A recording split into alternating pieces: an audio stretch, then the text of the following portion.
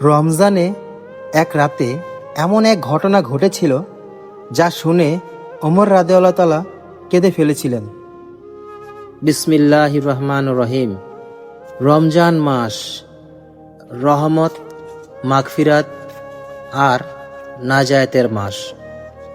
কিন্তু এই মাস শুধু ক্ষুধা সহ্য করার জন্য নয়, এই মাস হৃদয় ভেঙে আল্লাহর সামনে দাঁড়ানোর মাস। একবার রমজানের রাতে খলিফা ওমর ইবনু খাত্তাব রাদিয়াল্লাহু তাআলা আনহু মদিনার রাস্তায় একা টহল দিচ্ছিলেন। স্থান ছিল মদিনা। তিনি ছিলেন শক্ত, ধীর, ন্যায়পরায়ণ শাসক, কিন্তু তার হৃদয় ছিল আল্লাহর ভয়ে নরম। হঠাৎ তিনি এক ঘরের পাশ দিয়ে যাচ্ছিলেন। ভেতর থেকে এক যুবকের কান্নার শব্দ ভেসে আসছে। তিনি থেমে গেলেন। ভেতর থেকে শোনা যাচ্ছিল কোরআনের আয়াত। আয়াতে বলা হচ্ছিল, তোমার রবের শাস্তি অবশ্যই বাস্তব। তারপর সেই যুবকের কান্না, এমন কান্না যেন বুক ফেটে যাচ্ছে। ওমর রাদিয়াল্লাহু তাআলা দরজার পাশে দাঁড়িয়ে শুনতে লাগলেন। যুবক বারবার বলছিল, হে আল্লাহ, যদি তুমি আমাকে ক্ষমা না করো, আমি ধ্বংস হয়ে যাব। ওমর রাদিয়াল্লাহু তাআলার চোখ ভিজে গেল। তিনি ফিরে গেলেন তার নিজের ঘরে, কিন্তু সেই রাতে তিনি ঘুমাতে পারলেন না। সকাল হলে খোঁজ নিয়ে জানলেন সেই যুবক সারা রাত ইবাদত করেছে, সারা দিন রোজা রেখেছে, আর রাতে কোরআন তেলাওয়াত করে কাঁদতে কাঁদতে অজ্ঞান হয়ে গেছে। কয়েকদিন পর খবর এলো সেই যুবক ইন্তেকাল করেছেন। ইন্না ইলাহি ওয়া ইন্না ইলাইহি রাজিউন।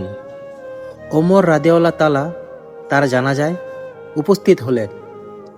তিনি কবরের পাশে দাঁড়িয়ে কাঁদতে কাঁদতে বললেন, সুসংবাদ তোমার জন্য, যে আল্লাহকে ভয় করে তার জন্যই 2 জান্নাত।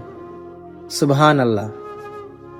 আমার প্রিয় ভাই ও বোনেরা, দেখো, রমজান শুধু আমাদের ইফতার সাজানোর জন্য না, রমজান আমাদের চোখে পানি আনার জন্য।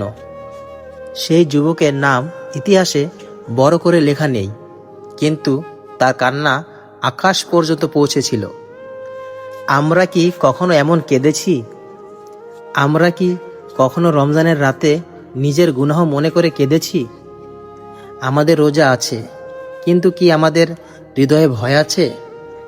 আমাদের কোরআন আছে, কিন্তু কি আমাদের চোখে পানি আছে? রমজান এসেছে আমাদের শক্ত হৃদয় ভাঙতে। আল্লাহর কাছে সবচেয়ে প্রিয় মানুষ সে, যে নির্জনে কাঁদে। হয়তো আমরা বড় আমল করতে পারি না, কিন্তু এক ফোঁটা সত্যিকারের অশ্রু আমাদের জান্নাতের পথে নিয়ে যেতে পারে। এই রমজানে একটা রাত নির্জনে বসে বলো, হে আল্লাহ, আমি তো দুর্বল, কিন্তু আমি তোমার। দেখবে হৃদয় নরম হয়ে যাবে। রমজান মানে ফিরে আসা, ভেঙে পড়া নয়, আবার উঠে দাঁড়ানো। তাই মহান আল্লাহ তাআলার কাছে প্রার্থনা করি আমরা সবাই, আল্লাহ তাআলা আমাদের এমন কান্না দান করুন যে কান্না আমাদের গুনাহ মুছে দেয়। আমিন।